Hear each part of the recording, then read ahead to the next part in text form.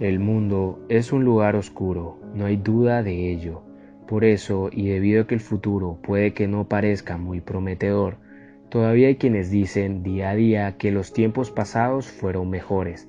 Sin embargo, basta con echar un vistazo atrás en la historia para darnos cuenta que no siempre es así, pues algunas de las peores atrocidades se cometieron precisamente en aquellas épocas que muchos desearían olvidar.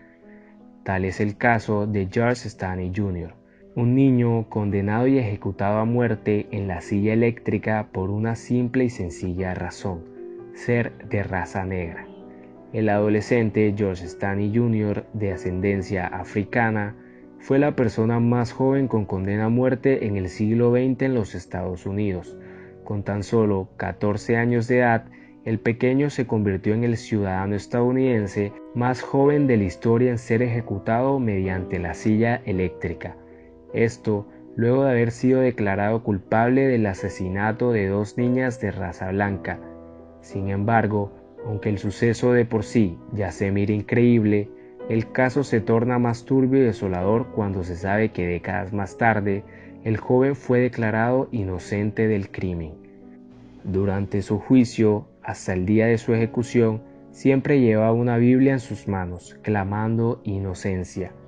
Todo comenzó en 1944, cuando los cuerpos de Mary Emma Thames y Betty June Beniker, dos niñas de 8 y 11 años de edad respectivamente, fueron encontradas no solo sin vida, sino que todo indicaba que habían sido asesinadas de una forma brutal y sangrienta, pues las cabezas de ambas presentaban horribles lesiones provocadas con un objeto extremadamente pesado. El sospechoso solo uno, George. Pero, ¿cuál fue la razón de ello? De acuerdo con Amy Ruffner, hermana del joven afroamericano, ella y su hermano se encontraban en un prado cuidando a la vaca de la familia, cuando de pronto el par de niñas se les acercaron para preguntarles dónde podían encontrar unas ciertas flores cerca del lugar, a lo cual los hermanos simplemente respondieron que no sabían. Así que las dos pequeñas siguieron su camino. Sin embargo, este simple y sencillo cruce de palabras fue la sentencia para George, pues junto con Amy se convirtieron en las últimas personas en ver con vida a las niñas. Pocas horas después de este encuentro, Mary y Betty fueron halladas sin vida en una zanja, cada una con serias heridas en la cabeza, hechas con una viga de madera, aunque algunos decían que era de metal, la cual, y según expertos en criminalística, era lo suficientemente pesada, 20 kilogramos, para que un niño de la edad de George no solo pudiera cargarla, sino que tampoco pudiera emplear la fuerza suficiente para provocar las fracturas que se encontraron en los cráneos de las niñas.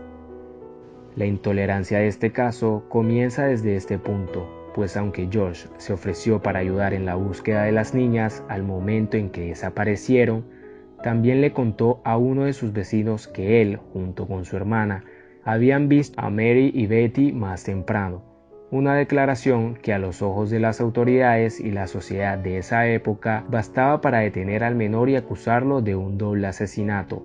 Apenas se supo que el menor había sido el último en ver con vida a las niñas, las autoridades lo detuvieron y decidieron encarcelarlo sin avisarle a sus padres y sin tomarse la molestia de proporcionarle un abogado. Por si fuera poco, una vez que lo detuvieron lo encerraron en un cuarto de interrogación, donde sin la presencia de un tutor, Josh comenzó a ser cuestionado por dos policías sobre el asesinato que supuestamente había realizado.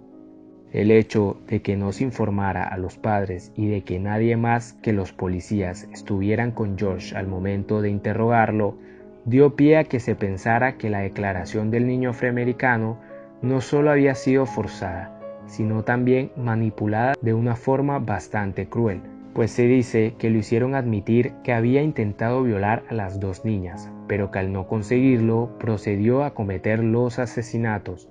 Luego de que George supuestamente aceptó su culpabilidad, fue encerrado para esperar su juicio, el cual se llevó a cabo el 24 de abril del mismo año, en el Tribunal del Condado Clarendon. Cabe destacar que más que un juicio, Todo pareció haber sido una simple formalidad y un espectáculo, pues el jurado que fue seleccionado para el proceso solo estaba conformado por 10 hombres blancos, quienes fueron elegidos el mismo día del juicio y los mismos que desde las 2:30 a 5 p.m. escucharon las acusaciones contra Josh, las cuales solo fueron palabras y declaraciones, pues no se presentó ninguna prueba física y ningún testigo que lo señalara directamente como el verdadero asesino.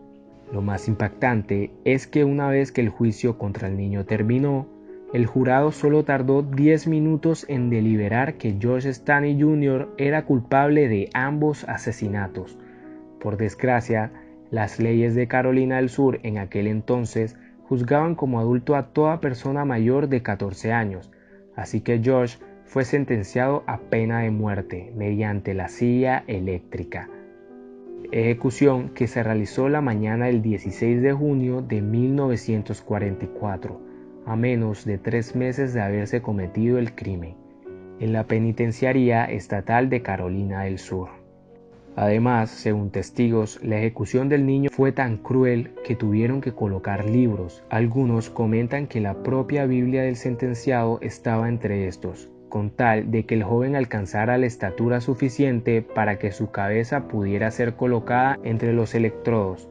Por si esto no fuera ya de por sí atroz, las mismas personas indicaron que la capucha que le fue colocada a George era tan grande que ésta se desprendió de su cabeza debido a las convulsiones que sufrió por las descargas eléctricas, dejando ver por momentos su rostro lleno de dolor y sus ojos inundados de lágrimas.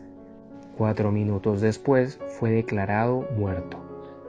De esta forma, la vida de Josh dejó de existir entre la incertidumbre de su culpabilidad y el racismo de una nación que no tenía oídos ni ojos, ni mucho menos sentimientos, para otra piel que no fuera la blanca.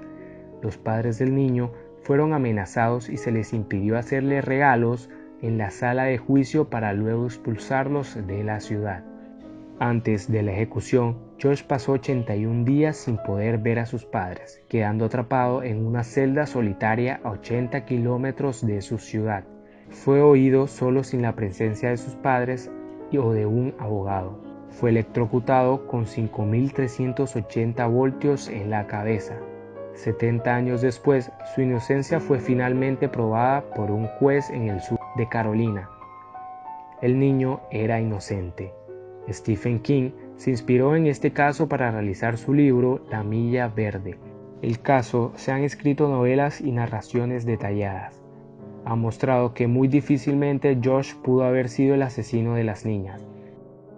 Ni la defensa ni la acusación cumplieron con los protocolos normales de un juicio de esta naturaleza, por lo que la juez Telvis Mullen estimó que la policía lo obtuvo de una manera indebida, no conforme a los códigos y los procedimientos penales. La familia estuvo siempre a su lado. Muchas son las pruebas que a lo largo de los años se habían ido acumulando para resaltar, no la inocencia de George, sino la dificultad de pensar que él había sido el asesino. Por lo pronto, su hermana Amy, que aún vive, afirmó en repetidas ocasiones que ella estaba junto a su hermano el día del asesinato y que no hizo nada de lo que le imputaron, pero su testimonio jamás fue escuchado. Ella misma, junto con su hermana Catherine, celebró la decisión de la justicia estadounidense al exonerar a su hermano.